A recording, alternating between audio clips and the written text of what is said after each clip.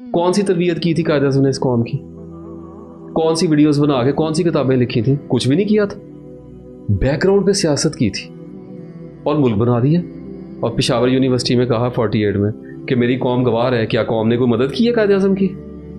मुझे बताएं तो सही, उस आदमी की क्या मदद की जिसको बवाए कौम कहते हैं, नोट पे जिसकी तस्वीर लगा के फिरते हैं? मदद के नाम पे दिया गया उसको।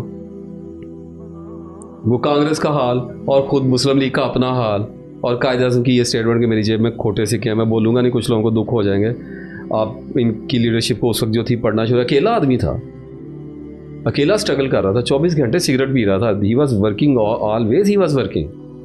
खुद लॉर्ड माउंटबेटन के अपने अल्फाज हैं, सबसे बड़ा विटनेस तो 3 निकलेंगे ना, कायद आज़म निकलेगा। मैं सब्जेक्ट से इधर उधर नहीं हो रहा, हम एक चीज़ पे जा रहे हैं। कायद आज़म, महात्मा, वो जो था क्या नाम था उसका, गांधी और लॉर्ड माउंटबेटन, ये 3 मोस्ट इंपॉर्टेंट विटनेस हैं तारीख की सबसे बड़ी हिजरत के। और सबसे बड़ा विटनेस ये कह रहा है कि हम का जिना से कभी भी बात नहीं करना चाह रहे थे, हम ढूंढ रहे थे कोई अल्टरनेटिव।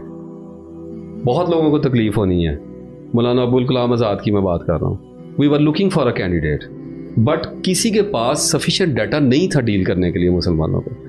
डाटे का मतलब एक्चुअल डाटा है। किसी के पास रकबों की तफसीलें नहीं थी, किसी को ये नहीं पता था कितनी है, कहाँ पे बैठे हुए हैं, क्या किससे काटेंगे तो क्या हो जाएगा।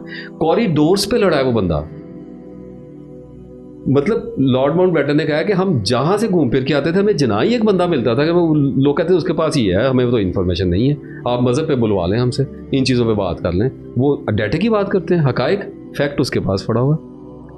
और लॉर्ड माउंटबेटन ने अपनी बेटी के साथ डॉक्यूमेंट्री बनाई, उसमें उसने कहा कि एक वक्त आया कि जिन्ना ने मैं बच्चा बना दिया। मैंने अपने आप को पाया कि मैं उसके साथ मीटिंग में नो नो नो नो कर रहा था और मुझे इतनी एकदम एम्बेरसमेंट हुई कि इसने तो मुझे बच्चा बना दिया है।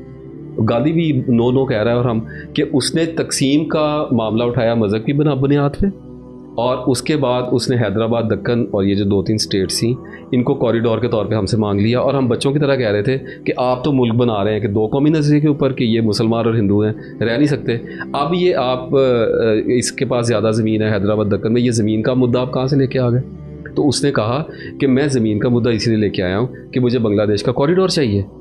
और कहता हम हैरान रह गए कि हम इतने वेल एजुकेटेड थे इस मामले में, लेकिन कॉरिडोर तो हमने सोचा ही नहीं था 2 मुल्क इनको देते हुए। तो उन्होंने कॉरिडोर डिमांड कर दिया और हमें जहालत करनी पड़ गई। और हमने जनाब को कहा कि ये नहीं दे सकते, एंड ही लाफ्ड।